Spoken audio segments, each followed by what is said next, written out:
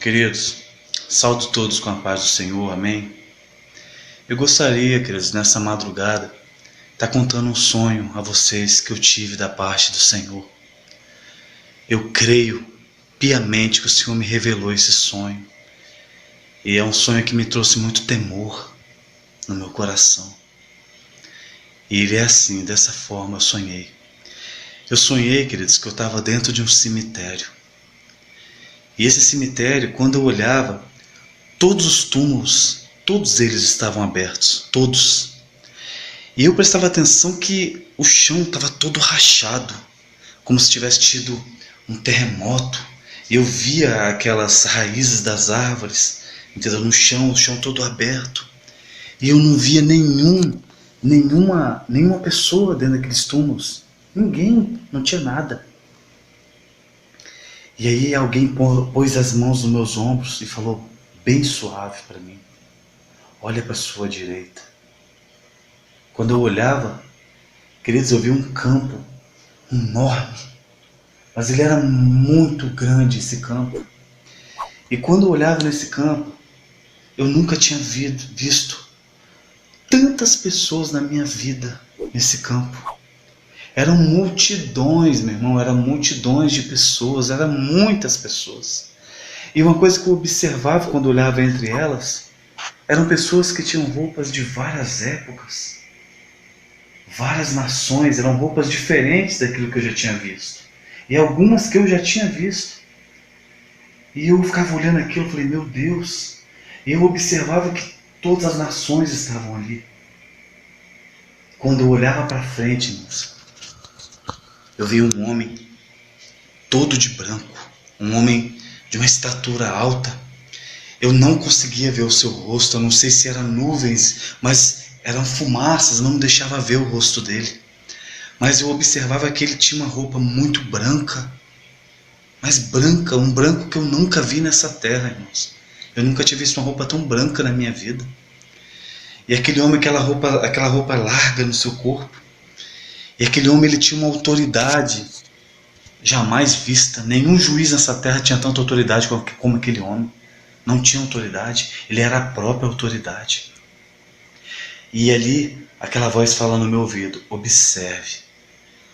Irmãos, quando eu olhava, eu via que ele chamava. E do nada via, saindo do meio da multidão, pessoas acorrentadas. Eu escutava as correntes. E elas iam vindo. Quando eu olhava no rosto delas, o semblante delas estava caído. Mas um semblante tão triste, tão triste, tão triste. Eu nunca vi tanta tristeza no rosto de uma pessoa. Eu nunca tinha visto pessoas tão tristes. É uma tristeza que eu nunca tinha visto nessa terra. Não tinha como explicar, queridos. E eu observava. Aquelas pessoas, elas estavam seminuas. Seminuas, várias delas. Com roupas íntimas. Outras com as roupas rasgadas, mas estavam seminuas. E eu falava, o que é isso? O que simboliza isso? E aquela voz falava comigo, isso é a prostituição. Isso é a fornicação. Isso é o pecado do adultério. Isso é todo o pecado de imoralidade, meu filho. Falava para mim. Todas elas estão condenadas. Isso é o homossexualismo. E eu olhava assim, meu Deus. E elas, na que se aproximavam dele, elas estavam com a cabeça baixa, muito baixa. E elas já estavam condenadas, irmãos. E eu via quando aquele homem levantava sua mão assim, esquerda, e jogava. Quando ele jogava, abria um buraco do lado dele. E aquelas pessoas iam entrando até a última. Quando entrava a última pessoa, aquele buraco se fechava. Estavam condenadas. Aí naquele momento, novamente, ele chama outras pessoas. Mas a postura dele era diferente daquele homem de branco. Ele parecia estar irado. Aí eu vi aquelas pessoas se aproximavam dele. E eram pessoas assim com roupas de várias épocas. Pessoas mais antigas, de épocas antigas e épocas na nossa época. E ali aquelas pessoas levantavam a mão para ele assim. Com as duas mãos levantavam para ele. Quando elas levantavam, ele levantava a sua mão assim E com uma espada ele cortava, e todas elas, as mãos caíam no chão. Ficava só o toco da mão. E eu falava, o que significa isso? Aí a voz falava, esses aí foram as pessoas que receberam talentos dele. Foram pessoas que não pregaram a palavra dele. Pessoas que enterraram seus talentos. Pessoas, por causa dessas pessoas, muitos foram ao inferno. Porque deixaram de pregar a palavra dele. Estão todas condenadas. E naquele momento ele levantava sua mão e jogava para o lado. Todas elas iam entrando. Muitas iam entrando. Daqui a pouco, quando chegava a última, o buraco fechava de novo. Aí aquela voz virava para mim e falava, olha lá no fundo. Quando eu olhava assim, irmãos, que tristeza, queridos. Eu via homens, vários homens sentados, muitos sentados. E eu via que eles estavam em dúvida, olhando para o chão, em dúvida, preocupados. E ali eu falava, e eu observava as roupas deles, detalhe, eles estavam de roupas sociais, de terno, de roupas sociais. Eu falei, meu Deus, eu deduzi na hora, são obreiros de Deus, são pastores, são homens que foram incumbidos de levar a palavra de Deus. Quer ver?